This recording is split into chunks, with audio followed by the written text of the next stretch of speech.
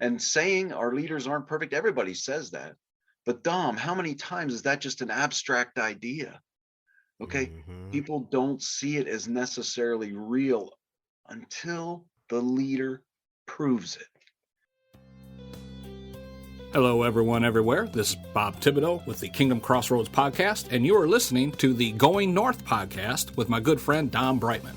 Be sure to subscribe to his podcast so you will not miss any of the upcoming episodes, and be blessed in all that you do. Today's episode is sponsored by yours truly, Dominic Dom Brightman's wonderful book, Stay the Course, The Elite Performer's 7 Secret Keys to Sustainable Success. Grab it on ebook, audiobook, or paperback book and share this gift to your friends, family, heck, even no matter what season it is, for that wonderful person in your life that needs to advance to their next level in their career or just needs a quick pick-me-up to get through their day and beyond to thrival level.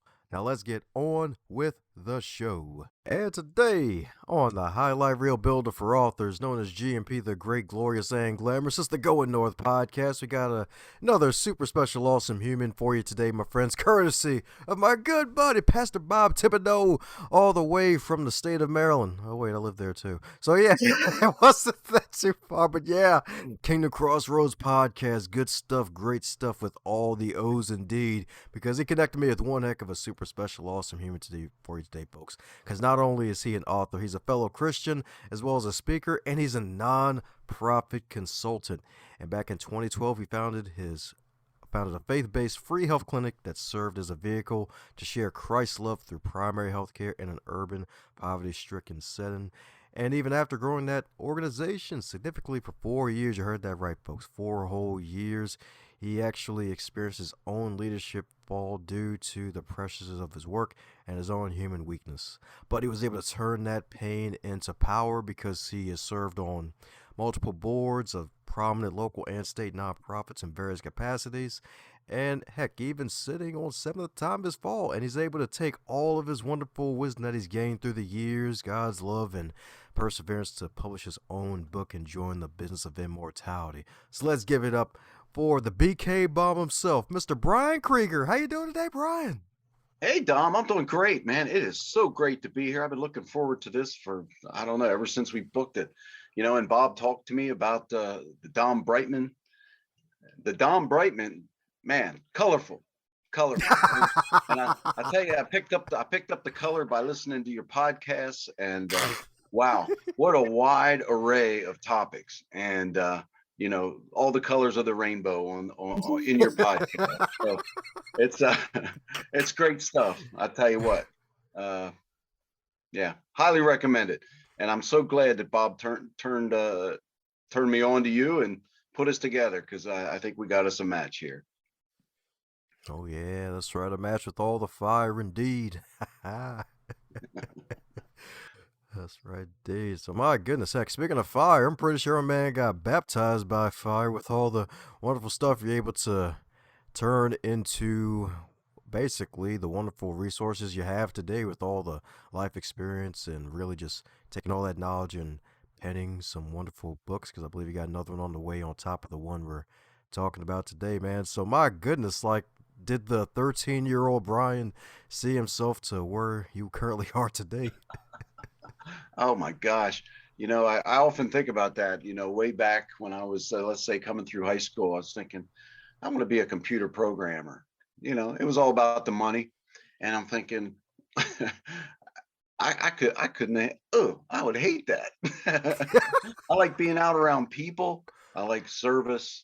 I like, yeah, just people. I mean, Dom, it's, you know, I get so much energy from that. If I had to sit, I hate to say this because it's just not me. Some of your listeners are probably these kind of people sitting in cubicles. That would drive me wild. But everybody has their own direction. But the 13-year-old Brian never thought he'd be sitting here on a podcast with Dom Brightman right now. I always dreamed of it, though.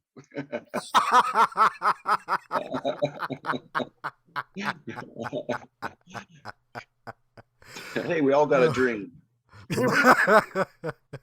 Oh yeah, oh yeah, that's right. Especially when it involves some wonderful, work that brings you fulfillment. So my goodness, man. So with thinking you're going to be a computer programmer all the way to really getting into really service for decades on end, like eventually being a grocery store manager for, I believe, 28 years, right? Or 20 Yeah, years? yeah. I mean, honestly, that's where I spent until God called me to share the love of Christ with you know, people that were struggling. People that were most vulnerable amongst us.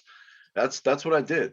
I was a store manager for a large grocery chain for a long time, and but God called me and He said, "Hey, this is what I want you to do." And when I look back on it, what a miracle! I mean, there is no question that this is exactly what God wanted me to do. I mean, not me.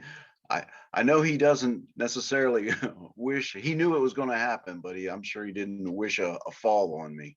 But there is no question that that clinic was exactly where He wanted me to go, because I've just seen so many miracles happen through it.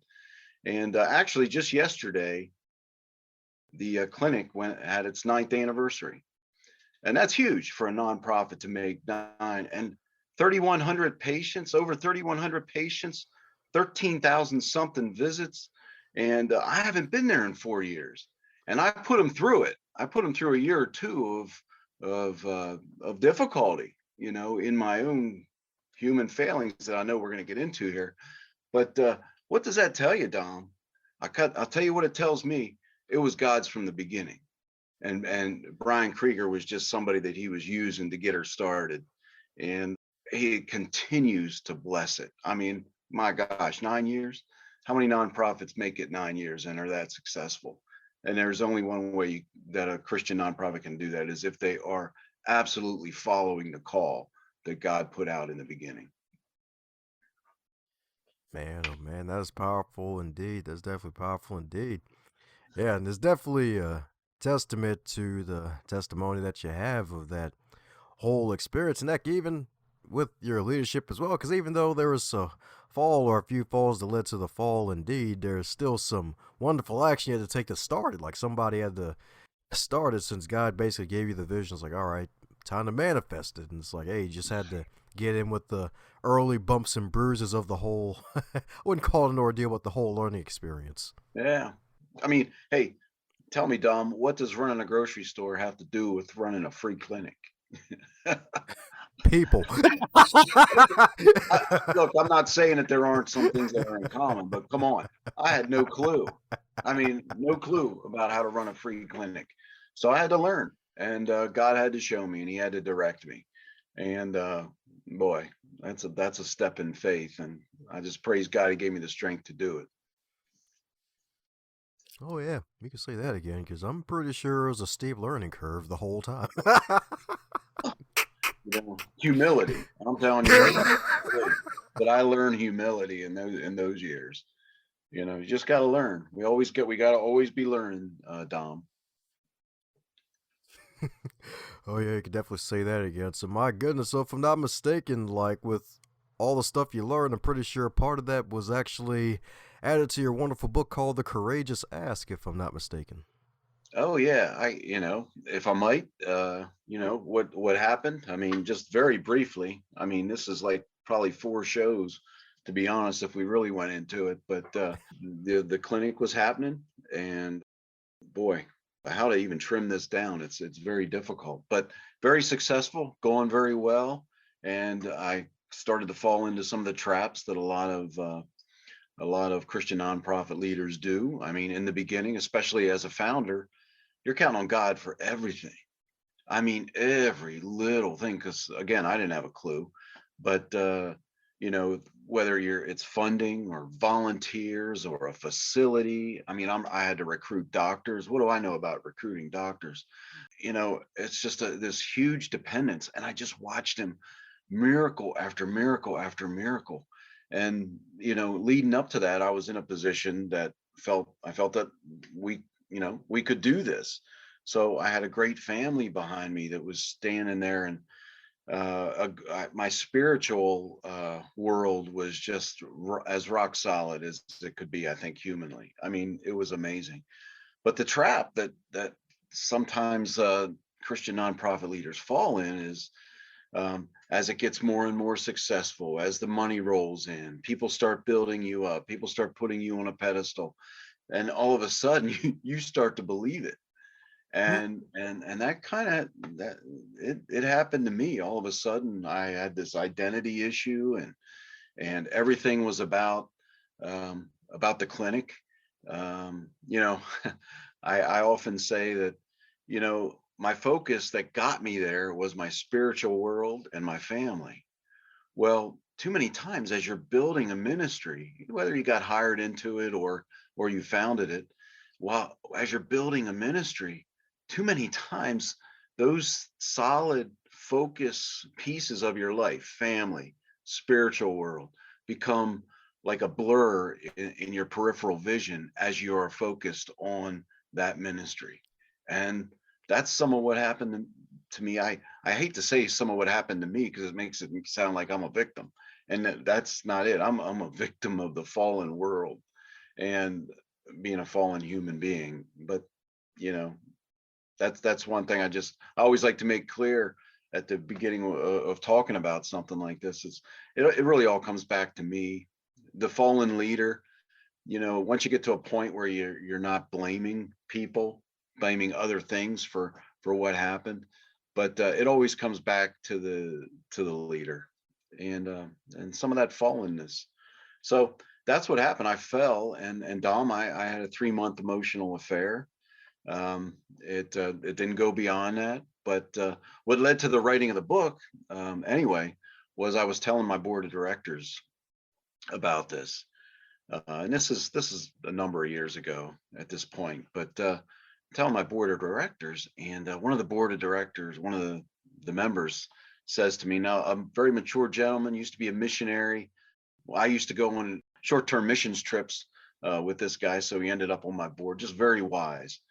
So I'm sitting there, and I got 11 of us around this table in this tiny room. It was actually my office, but like, the early life of a nonprofit, it's just this small office. So there's 11 of us sitting crammed into this room, and I tell them what's going on, and my whole world was falling at that point. And he looks at me and he goes, "Brian, what role did our organization play in what you described here today?" I have no idea. And in my own mind, I'm thinking, I screwed up. I really messed up. I sinned against my God. I betrayed my family. I betrayed all these people that have supported me to this point. I I knew it was my issue. But was he suggesting that there was something else? So I stuck with the fact that it was my issue, and I didn't really answer the question. And I had a ton of personal work to do, Dom. I mean, a ton. I had to repair relationships. I had to work through all this stuff. But that question stayed on my mind all that time. And prior to that, I had been meeting with nonprofit leaders, mostly Christian nonprofit leaders, because I started to see this issue. And now that I look back on it, I'm going, God was kind of preparing. Of course, God knew that this fall was coming, but he had prepared me for it even before that, because I was meeting with other people, just trying to help them through the loneliness and the isolation and the difficult issues in especially nonprofit leadership in the world that I was in. So, over years, though, the question just never went away. So it culminated, it manifested in this book, The Courageous Ask. Ah, yes, indeed. Yes, indeed. Yes, indeed. And my goodness, it definitely can be lonely at times, especially in a nonprofit area of leadership. Because the thing is, like, it's nonprofit. Of course, you can have paid staff, but there's some that aren't paid too. And then it's like, all right, it's going to be a challenge either way. And then you had this 3-month emotional fall, or I should say, emotional affair. So, what exactly would you describe as emotional affair? Because I'm like, that's like really my first time truly actually hearing it. Okay, well, there was an emotional link. to somebody kind of outside of all the pressures of the ministry itself, raising money, recruiting, all those pressures that, you know, oh, I could just, that's a whole nother show. But and then the pressures at home. So it was kind of a release. So it was a lot of phone calls, it was emails, it was texts, it was those kind of things. But it did develop this link that was very difficult to break. And it was wrong. I mean, I it was sinful. It was not where it should be. It's not what you would expect from a Christian nonprofit leader. And of course, it took a couple of years to work through that. I mean, it was very much a very, um, it was just a link that was very difficult to break. And it took a couple of years to work through that. So that's what it is. It took all my focus away from everything. It helped me. I could justify just about anything I was doing. I mean, it was a diluted state. Make no mistake, diluted. I look back on it and I think, man, what? I look back on it and I go, who was that? But it was real. And my thing is, I mean, let's just talk about the title of the book. Why is it called The Courageous Ask?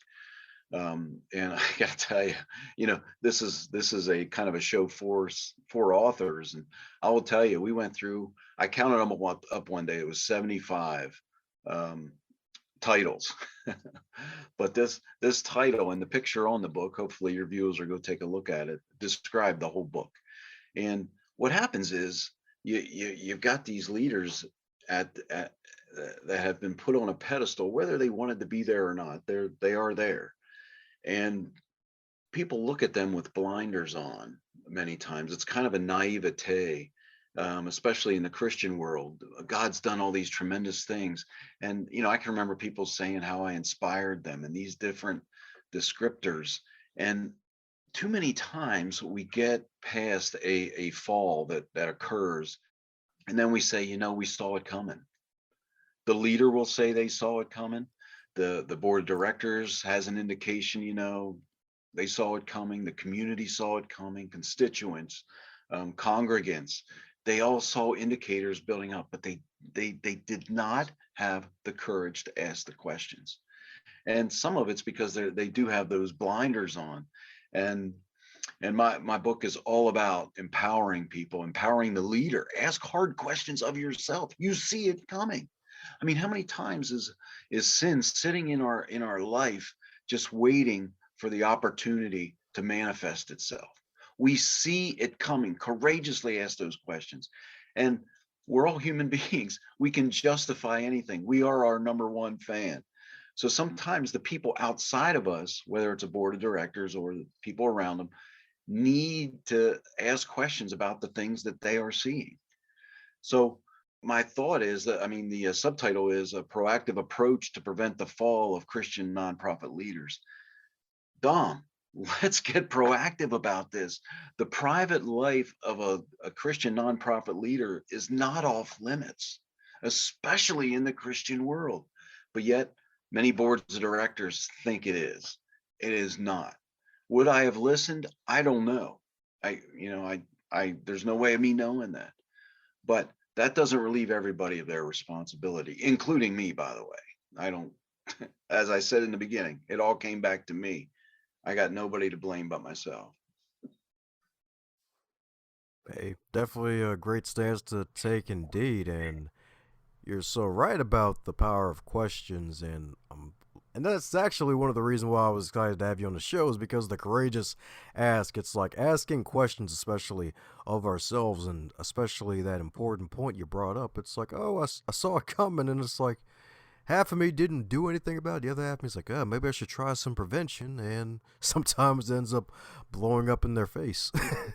But you know what the Careful. number one well, I should say the number two. The number one is keeping your spiritual life where it needs to be. So God is the number one prevention. But the number two is relationship, Dom. It's about relationship. And if number one, if the leader's not allowing relationship, And number two, if there aren't people around them trying to have relationship. See, too many times in a nonprofit setting, especially in the Christian world, we try to separate. We say, no, no, no, no. That the person, I mean, first, let me say, what's the source of most leadership falls? It's usually the private life of the leader. I mean, I'm not saying there aren't some financial things. I'm not saying that there aren't things at the office, but honestly, at their core is almost always a personal issue, a private issue. So why in the world are we not talking? Why is that off limits, especially in the Christian nonprofit world? Too many times the board of directors says, no, that's not any of our business. Well, you know, there has to be a certain part of that that is your business. I mean, think about it, Dom. When when we're hiring somebody, okay, let's just say Christian nonprofit A is hiring an executive director. So they get all these resumes in. So they take a look at the resumes. They pick five or six. This is typical. Pick five or six that say, I think they fit who we're looking for. So do they go down through those five or six and just pick one? They don't. Nope. What do? They call them in for an interview. So Dom, why do they do that? They do that because they want to see if they want to measure the character of the person, especially in a Christian organization. They want to measure their spiritual life. They want to see about their foundation. They want to talk about their family. They want to know if this person can create the culture or maintain the culture that they want in their organization. Dom, they are all private life, personal things that are being asked in interviews. So why does it stop the minute that CEO or executive is hired? But yet most leadership falls happen in that world. So do I want them measuring every little, digging into every little private life? No, no, no, no, no, no. That's so if the listener that might think, my gosh, that is you're off your, you flipped your lid. Look, I'm not saying every little thing, but there are indicators. But you have to have a relationship with your CEO in order to see those indicators. There you go. That's right. You got to see the CEO, y'all. That's right. That's right indeed. That's right indeed. You're so right about that. Heck, even well, listeners, the old time might be used to the story, but like classic 2012 for me. Like my personal life showed up in my professional life with my father falling ill to Alzheimer's and eventually getting to a car accident that led to a bunch of falls in my own life with my day job. And I thought I was doing okay, but you're just so darn right about that. You just have to ask those right questions and get real with yourself and get real with everybody else and realize, like, hey, that even though there's two different parts of our lives, the personal and professional, there's still part of that single life that is affected and seeps in with everybody else and mixes with everyone else. And especially with relationships, just building those good relationships so that way, hey, if a good leader isn't alone at the top, they can at least vent, have a buddy with a listening ear that can vent to, or even somebody can help them coach through that situation they're going through. So that's so right. I'm so glad you brought that up. Yes, I mean, let's just talk about pastors real quick. We'll just use pastors, which is it's an easy crossover to Christian nonprofit leaders.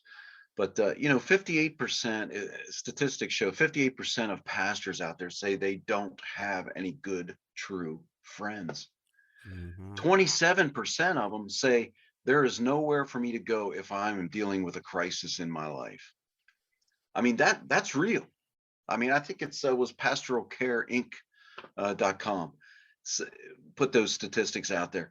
I mean, that is real, and we know it's real. Every Christian nonprofit leader and pastor out there knows that is real. I had one pastor. I interviewed dozens of people for this book. One pastor said, people will come and it'll be 4th of July and they'll talk about this great picnic that they're having at their house. They'll come up to me and they'll tell me about this picnic that they have planned. They have fireworks, they have sparklers, they have potato salad, they have all this stuff. but they won't invite me. Mm. I mean, I heard that numerous times. They won't invite me. Now, luckily, this one particular one, he was retired and he just knew it was, but he said, but you know what? When the leader is there or the pastor is there, it changes the discussions and the conversations that people can have. So they don't get invited. So what does a pastor do, or a Christian nonprofit leader? They are always getting into people's personal lives. They'll listen to them. They befriend people that are not the befriendable. Is that a word? But they We'll they're take it. doing that. But there's no reciprocation. There's very little reciprocation. So that's what makes the leader lonely and isolated, and they can't be real with people because they fear that if somebody sees that they're not perfect, that will reflect on the organization, and then it goes to funding and support. And so you have all these people out there that they know they're human, but they can't be human. They're afraid to be human, which isolates them. Oh yeah. Oh yeah. And of course, not saying all pastors do this, but folks might also be scared that they're going to be turned into content for sermons. Uh, They uh, won't even. yeah, good point. Hey, we've all done it. Come on, let's be real. Yeah, All those exactly. authors out there, we got our stories from somewhere. Oh yeah, especially the novelists out there, and then if the person finds it reads like this, some person sounds awfully familiar. Like, oh yeah, I have no idea. Yeah, yeah, they were inspired by somebody. Uh, but yeah, but fear is a yeah. They're scared. They're scared to just be real. I mean, I think it was Tim Keller, to paraphrase him, said one time, and a strong paraphrase here, that the biggest desire of all people, human beings, is for people to fully know them. And I think this came from it was a book about marriage. It said it's to be fully known, the good, the bad, the ugly, the every piece about you, but still to be loved and appreciated and respected. For leaders to do that, it just leaves them lonely, and they can't. It's tough to fulfill that desire. It's so rare. Like, I had one guy say, I always ask leaders, I say, hey, do you have that person that you can be real completely with? I mean, 100%. So I had one guy, a pastor actually, um, said to me, well, my wife, and okay, okay. So I said, so if you have a pornography issue, or you are attracted to somebody in the office, you can take that to your wife. Well, of course not. Of course I can't do that. So that blew that. I had another guy say, yeah, this set of nonprofit leaders, yeah, they know me for real. And I see that. And I said, well, how often do you see them? Well, I see them at meetings. I see them at this. I see them at that. And they each get a piece of me. And I said, that's not that doesn't do it, because they can't put it all together. And that's hiding. Or how about, I had one talk to me about these pastor groups that get together for this accountability and those kind of things. And one of the biggest fears we have is the fear of looking bad. So you get together with a group of colleagues, you're talking about all the great things that are happening in your ministry. And that's what one pastor was telling me. Actually, I had heard that a couple of times. You get together with these groups and they talk about all the great things that are happening in there, but they can't be real, of not looking like this. So there are these accountabilities groups, and I've heard of some great stories that are doing wonderful things. But honestly, some great groups that are doing wonderful things, and they're getting down into the nitty gritty, into the sticky stuff. But honestly, they're rare. And that's my point, is that we have got to start this conversation before the fall happens, not after. Def can say that again. Def can say that again, indeed. Heck, even reminds me. I think it was in one of Stephen Furtick's books where he mentioned how before he became pastor or at least at a high level of one of his churches, that he actually sought out preventative counseling. Even though he had no issues at the time, he's like, you know what? Let me just go on ahead and take stock and advice from all these other folks who went before me. Let me just get counseling now, as opposed to later when I really gonna need it. And you're so right, folks are gonna need those wonderful people they can truly vet to. So, any recommendations for finding those particular people to really help them out in their leadership so they won't be lonely in that leadership? Well, I think that starts. I would say it kind of starts with the board of directors. I mean, really, when a leadership fall happens, Dom, whose lap does it fall in? And I think the the board of directors. You want to talk about somebody that needs to have a commit to preventative measures. I mean, we all know when a leadership falls. I mean, it could be at a national level or at a local level. I mean, I was on a board that we had to ask a leader for their resignation. All of a sudden, there's 4-hour meetings 4 nights a week for 3 weeks, and I've seen it happen. It happened in my case when I had to leave.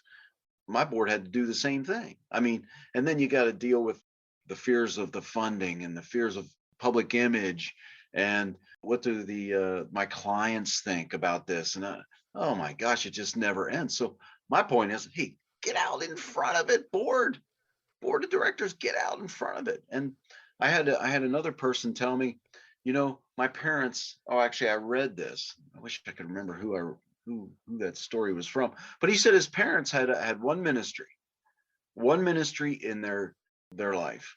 That ministry was to be the pastor's friend, because they knew what it was like to always have to be on.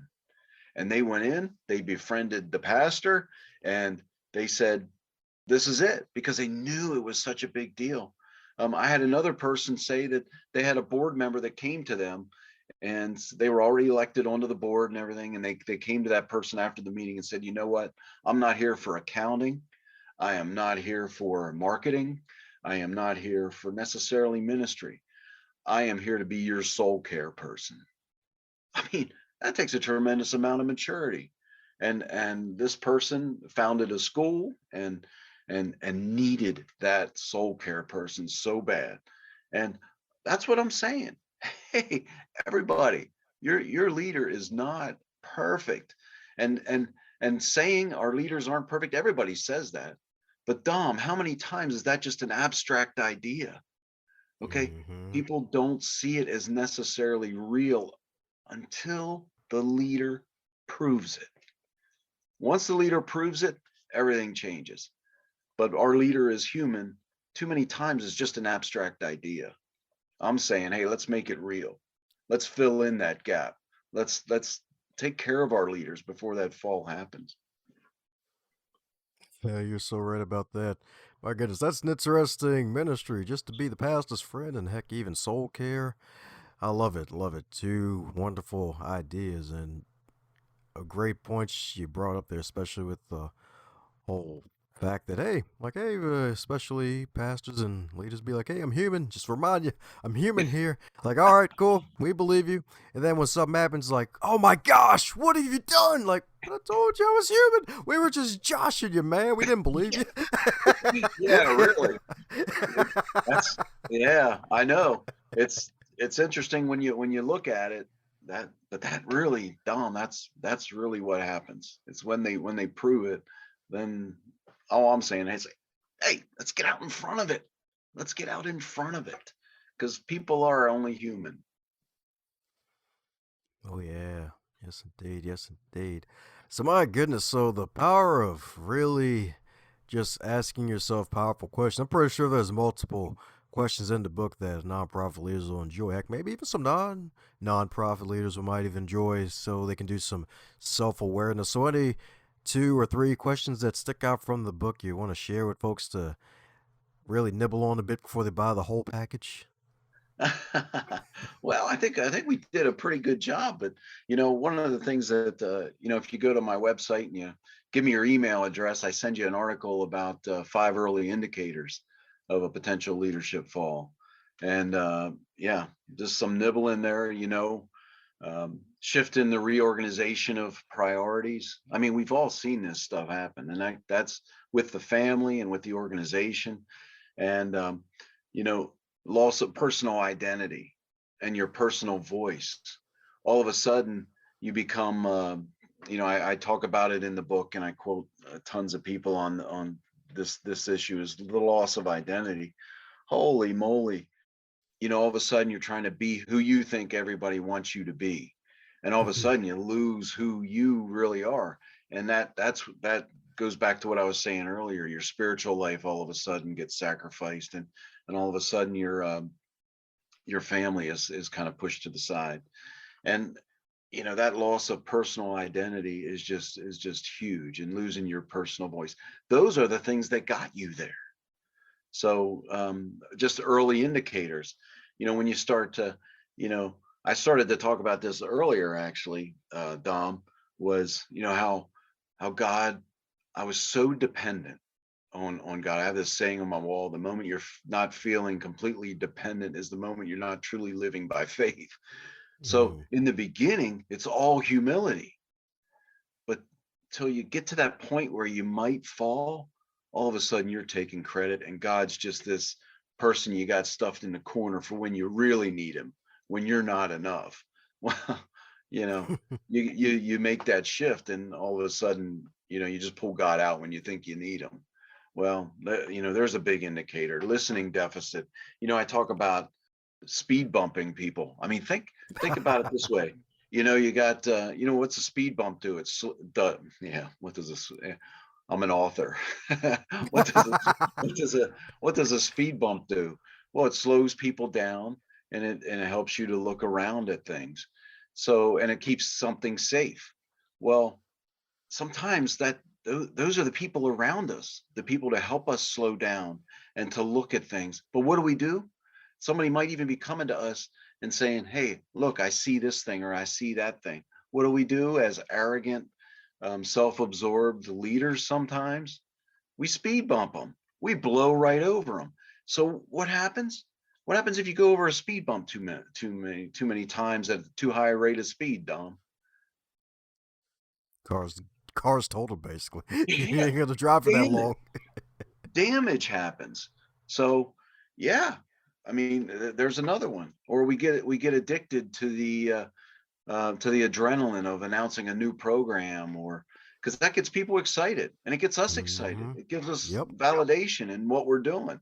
So all of a sudden we're starting a new program when we haven't gotten the last program down yet. So Yep. because the funders and the people around you that are supporting you always want to hear about the new innovative things you're doing. So there's just five quick things, but it's all about being proactive and getting out in front of it, and not waiting to have the conversation till a leader falls. My book is really about starting conversations. Let's start them. Let's consider it. Let's not wait till it happens. There you go. That's right, folks. That's right. Get in front of it. Take precautions, y'all. Prevention's better than remedy, y'all. I'm telling you. That's right. Some good stuff indeed. So, fun question I've been liking to ask guests recently is that if your book, The Courageous Ask, was a food item, what would it be and why? I was not expecting that one. I thought, to be honest, I thought I had the question you were going to ask. And just so your listeners know, he never sent me that question. So a food item. Oh my gosh, where'd you come up with that? I'm trying.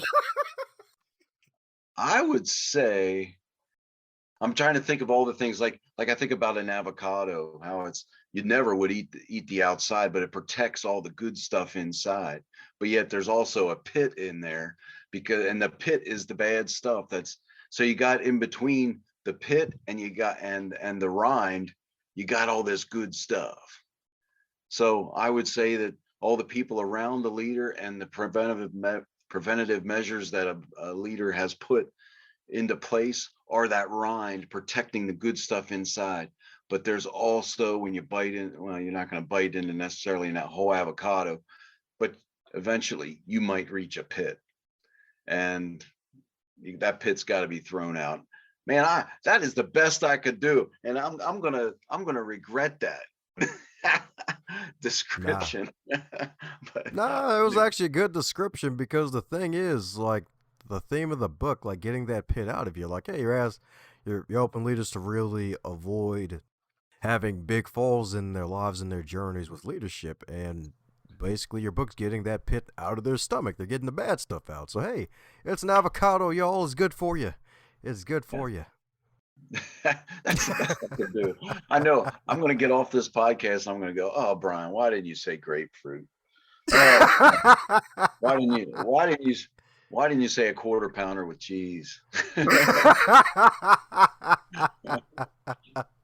Anyway, the courageous ask.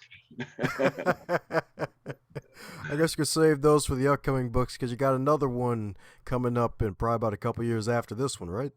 Yeah, actually, I'm working on it now. I hate to commit to a time, but I would think it's going to be out by the third quarter, which will be a year after this. The Courageous Ass was released, and you know what I'm going to go into, and I touch on it in the Courageous Ask in the second to last chapter, is okay. I've talked about all this preventative stuff, but the fact is, we are human beings. It's going to happen. How do we react after the fall? The leader themselves, the community, the board of directors, all those people. What is the best way to react after something like this has happened? And doing things like keeping down the collateral damage that happens. I mean, you walk out of something like that and it's all emotional and everybody's going crazy. And I don't mean to demean those things. I don't mean to act like they're nothing. They are huge. The emotional toll that a leadership fall takes is tremendous, especially to those that are closest to it. But so many times people then get through it and they're through it a couple of months and they're like, oh my gosh, why did I do that? Now I've just made my consequences double, triple, quadruple. But you know, the people around them that are thinking straight can really help those closest to a fall and the fallen. So anyway, that's what the next book is going to be about. It's going to be expanding on that chapter on after the fall. That's right. That's going to be amazing. That's going to be amazing indeed. That's right, folks. Because everybody knows when they trip on something, the first thing to do is like, all right, is somebody looking? All right, nobody's looking. Let me keep walking. To make sure I'm all right. It's like, y'all ain't see that. Oh my. It never happened. Yes, indeed. So we're coming down to the magical question that every guest gets to receive, and that is if you're to wake up tomorrow and you're 25 again, but you're in the year 2022 with all of your knowledge and experience, what advice would you give to yourself? Okay. Okay, what do I want to give to myself? What I would want the world to hear is, it's actually right out of scripture, and it would be, do not be afraid. Do not fear. Fear is such a powerful, powerful thing. I mean, I looked it up a couple of weeks ago, just this whole fear. I mean, even if you look at the culture we're living in right now, there's so much fear. And I'm thinking about my brothers and sisters, and I'm like, why are we so afraid?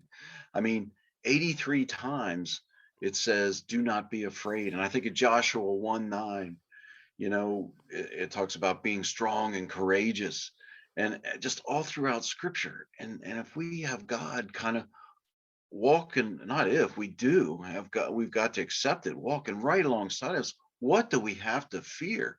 So I think about also some real life application. Those people that think they have books inside of them, write the book. Don't be afraid. Don't be afraid of what everybody's going to say. I talked earlier about the fear of looking bad. Don't fear looking bad.